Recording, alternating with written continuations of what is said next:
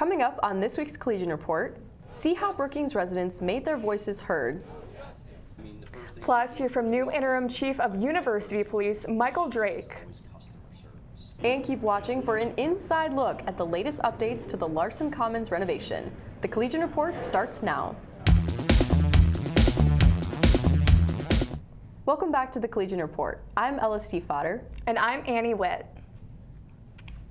Hundreds of people attended a candlelight vigil in downtown Brookings on Monday night. The vigil honored those who have lost their lives protesting immigrations and customs enforcement in Minneapolis. The event was hosted by nonpartisan group Brookings Area Indivisible. People sang songs, displayed signs, and chanted the names of Renee Nicole Good and Alex Jeffrey Preddy. BAI also invited attendees to sign letters addressed to Senator John Thune regarding the Trump administration and its policies. BAI co-leader Brenda Anderson encourages community members of all ages to fight for change. And we really would invite and embrace and love to have SDSU students, high school students, anyone in the community. We don't care what even political party you are. We just want to save our Constitution. BAI meets bi-weekly. For more information on this story, visit sdsucollegian.com. Earlier this month, SDSU named Micheal Drake as interim chief of University Police Department. Collegian media sat down with the chief to talk about UPD under his leadership. Drake says his goal is to provide stability and professional service to the community. I don't know if it's a change, more of a reinforcement of the customers that we serve, make sure that they're getting the best public safety, the best courtesy and professionalism. So I don't know if that's what you were looking for, but I do think that that's the change, or at least the stability that I can provide, and then maybe make some other minor changes to make sure, like I said, so that when it's handed off, the next person can achieve great things. For more from Drake, you can check out next week's Collegian. Last week, members of Collegian Media took a tour of Larson Commons to see how the renovation is coming along. Larson Commons will now have an open concept and curved layout. Project manager Corey Connors said it makes it easier for students to see food options and move through the area. The one thing that I really like is when you come through that with this curved layout, you kind of see all your different meal selections immediately, rather than just kind of wandering around the outside till you get in line and kind of get stuck in line. So I really like that in this facility. There will be different meal stations, including a new pizza oven. The open layout will give more seating with a mix of 2-top, 4-top, and oval tables, replacing most of the booths. After renovations, Larson's will be able to feed up to 5,000 students a day, compared to the previous capacity of 1,200. Students will also have more options for customizing meals, including self-serve stations and modern equipment designed for efficiency and accessibility. The renovation will continue through the spring. A big change in leadership is coming to the Wokini Initiative. A new endowed director has been hired for the department. SDSU alum Keely Eagleshield was hired as the Larson Family Endowed Director of Wokini and Tribal Relations earlier this month. The department has gone without a director for over a year. Keely says a lot goes into a position like this, but she's ready to take on the responsibility. It's a pretty loaded responsibility, but it is nice and broad in what I'm able to do, which I think this position needs. And the Wokini Initiative needs to be broad because there are so many components that go into supporting American Indian student success that a lot of people aren't familiar with.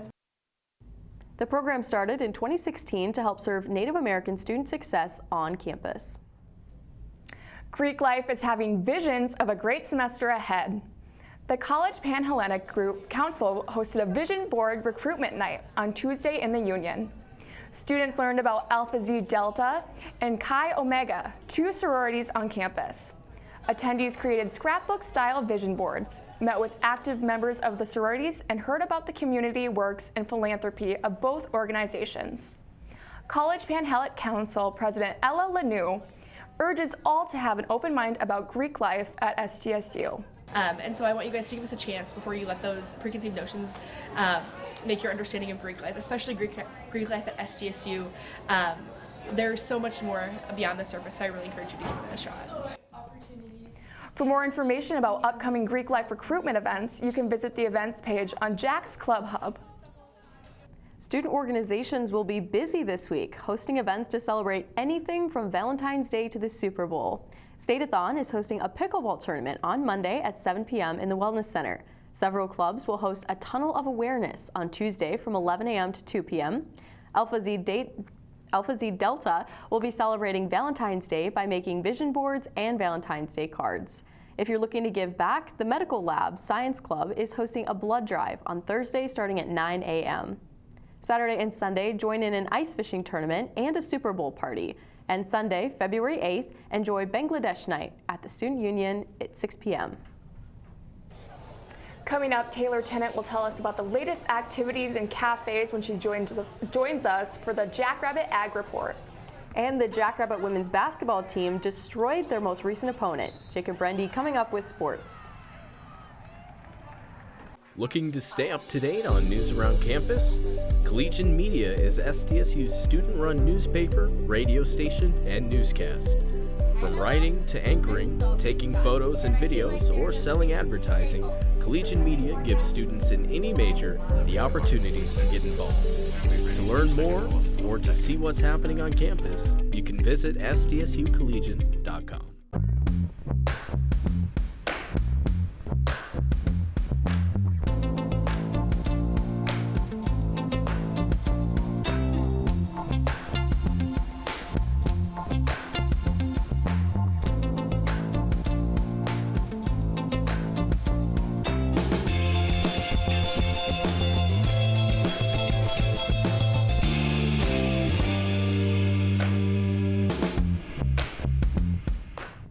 Welcome back. I'm Taylor Tennant with your Jackrabbit Ag Report, sponsored by SD Corn. We're one step closer to the 103rd Little International Show. Over 200 hopeful students packed Rotunda D, hoping to draw one of the 190 animals available for this year's show. Students will train their animal for show for the rest of the semester leading up to Little I in March. The drawing was open to all majors. Animals drawn included goats, pigs, sheep, cattle, and horses. Little I manager Cassidy Stromum said the event was a great way to get everyone involved with little to no cost for them. I would just say Little I is such a unique opportunity because we provide an animal to students for free. You don't get an opportunity like that otherwise, where somebody just gives you an animal and you get to train it and work with it and show it. And so it's just a really unique experience for students on campus. This year, 30 head of livestock were added, giving more students the opportunity to participate. Also on Wednesday, cafes held a hot chocolate social for student organizations. The social was held to help clubs network with each other and get students more involved. Almost half of cafes' 44 clubs were there, talking to attendees about their organizations. Amara Rowland, treasurer of the Wildlife and Fisheries Conservation Club, said the event was a way for clubs to branch out and make new connections. We're really grateful to have this opportunity to be here and connect with other clubs. We're really hoping that we can get some engagement and some new faces in for people that love wildlife or natural resource management. To keep up with more events, follow Cafe's Prexy Council on social media. Well, that is exciting. There were so many things happening this week and of course so much to look forward to they can follow along with. Thank you. And we have Kennedy Foster with the weather. Thanks, Annie. It looks like things are warming up this weekend. Friday, you can expect a high near 5 with a low around -9. And it looks like Saturday will be mostly sunny with a high near 20 and a low around 14. But there is a chance of snow on Saturday leading into Sunday. Sunday is going to be mostly cloudy with a high near 34 and a low around 11. Back to you guys. Thanks, Kennedy. So it'll be nice that we can finally get outside and that it'll warm up a little bit. Yeah, at least for the weekend anyway. Maybe not quite as chilly. And if people are planning on going to some events this weekend, there's some sporting things coming up. Yeah, there's a lot happening in our immediate future.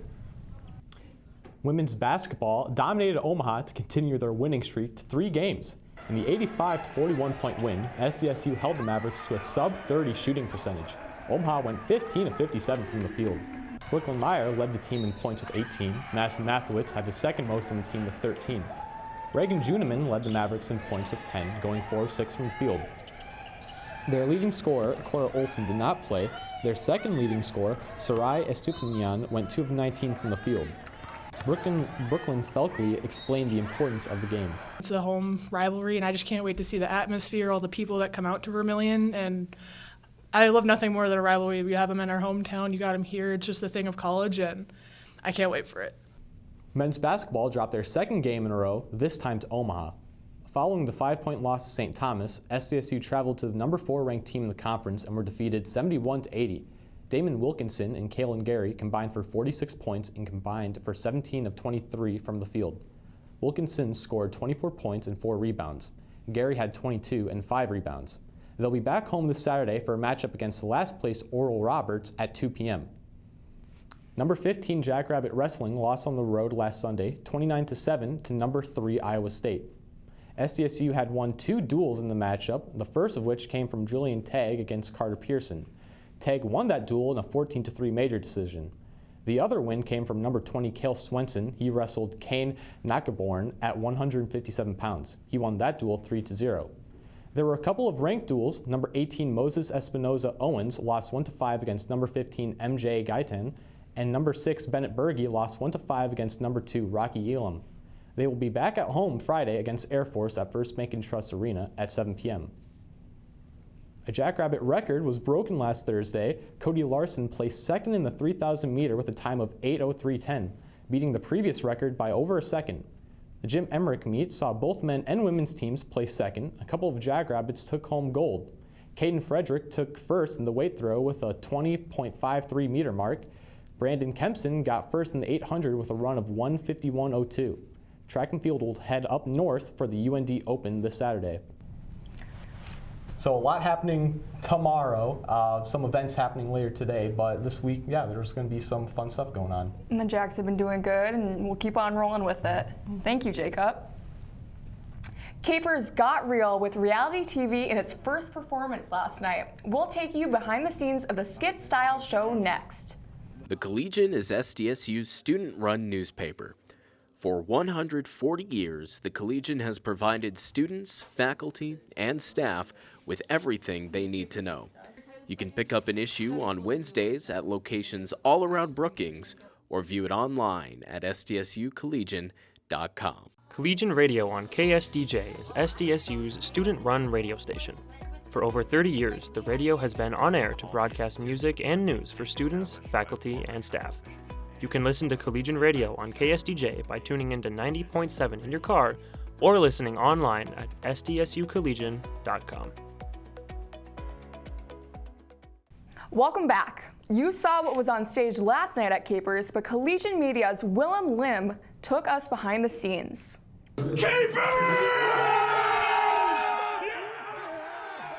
If you missed Capers last night, you have 3 more chances to see it. Alpha Psi Omega presents Capers Gets Real, a comedy skit event parodying different aspects of reality TV. Students not only run the production, but sing, dance, and act in each performance.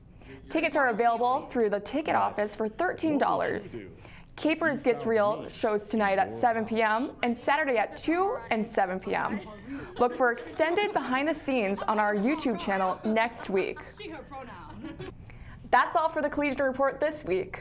You can stay up to date with the latest news online at sdsucollegian.com or on social media at SDSU Collegian Media. Thanks for watching.